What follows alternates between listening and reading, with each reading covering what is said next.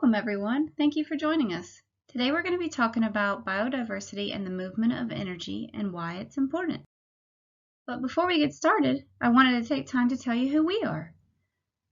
North American Marine Environment Protection Association, or NAMEPA, and our mission is preserving the marine environment by promoting sustainable maritime industry best practices and educating the public to save our seas.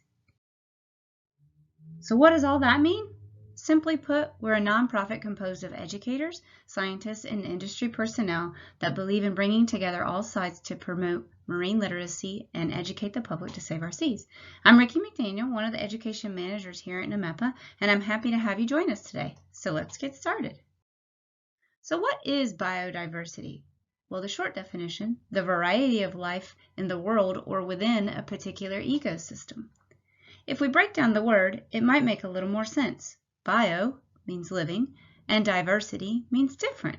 So what we're really saying when we talk about biodiversity is all the living things within an ecosystem. And if you don't know what an ecosystem is, that's okay. Think of something like a coral reef or a rainforest. It would be all the living things that depend on each other within that ecosystem. Let's watch this video clip from Dr. Jeff to learn a little more about food webs and how energy moves. Plants use the sun's energy to create food, which is then eaten by this caterpillar, giving energy to the caterpillar, which is then eaten by a bird, that is then in turn eaten by a snake, which is eaten by this eagle. What you just described is a food chain. That's a sequence of living things in which each one feeds on the one below it.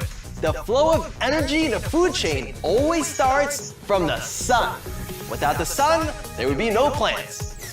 I thought this lesson was about food webs. We're getting there. A food web is made of many intersecting food chains, since most animals don't just eat one thing. All living things in an ecosystem are linked together in the food web. We can use a food web diagram like this one to study how energy and matter flow in an ecosystem. Well, that got complex pretty fast. Can be a little bit overwhelming. Let's look at some animal examples and where they fit on the food web. So simply put, a food web is a visual of how energy is moved through an ecosystem. We eat to gain energy, right? So do all animals. But what about plants? Where did Dr. Jeff say plants get their energy? That's right, the sun. The sun gives energy to the plants, they grow, get eaten, and so on. Now that we know what a food web is, and we know that we eat because we need energy, we always depend on something being available for us to eat. Imagine you're a fish in a fish tank, a controlled environment. What happens when the fish is hungry?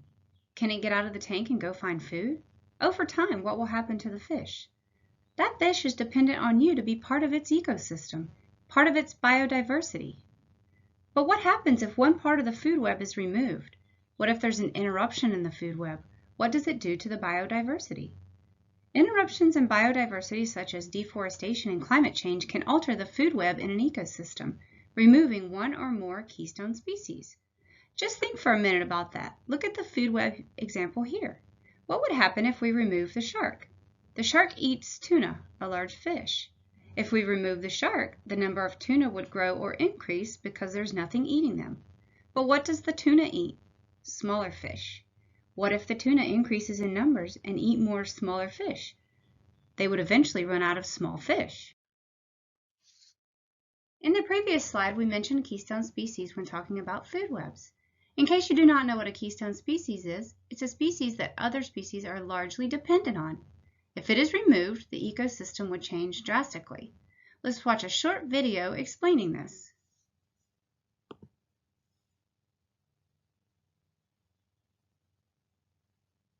Keystone species are those that play a unique and crucial role in ecosystem function.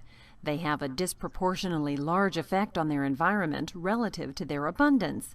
Because of their key role in maintaining biodiversity, efforts to manage and protect keystone species can help stabilize the entire biological community. The term keystone species was first coined by Dr. Robert Payne in 1969. His research found that the purple sea star prevented mussels from overpopulating rocky intertidal ecosystems in the Pacific Northwest. There are 5 generally recognized categories of keystone species: keystone predators, modifiers, prey, mutualists, and hosts. If a keystone predator, like the gray wolf, is removed from the ecosystem, populations of their prey, such as elk, exponentially increase. This can cause a cascading effect on other plants and animals within the ecosystem. By preying on mussels that would otherwise dominate the ecosystem, the purple sea star is a keystone predator that opens up habitat for a diversity of other species. Another keystone predator is the American alligator, found in the southeastern U.S. Alligators prey on fish, amphibians, reptiles, birds, and mammals. The alligator is also an example of a keystone modifier, or ecosystem engineer, which creates or significantly modifies its habitat. Alligators dig depressions in the ground that fill with deeper water, providing refuge for fish and other aquatic species during the dry season. Wow, who knew alligators were such an important part of their habitat? Can you think of a keystone species? What about a beaver with a tree and a stream environment? Urchin and kelp and a sea otter? Sharks and large fish? Parrotfish and coral reef? We can see from the examples that removing one of these keystone species can have a large effect on the entire ecosystem. Who thought that removing beavers from a forest could be so bad? Or removing sharks would upset every single ecosystem in the ocean? A fragile balance exists in the food web of each ecosystem. Remember that biodiversity was all living things, plants and animals, in an ecosystem. A healthy ecosystem has a lot of biodiversity. This helps the habitat to improve when there is a disruption in the ecosystem. So we want to see a lot of different types of plants and animals all living together. The structure behind any ecosystem and the food web associated with it is driven by the need for energy. Remember, we eat because we need energy, and removing any of it can disrupt the balance and decrease the biodiversity. I hope you've enjoyed learning how energy moves in an ecosystem and how important it is to keep a healthy balance. Remember, all species, large and small, play a role in the health of the environment.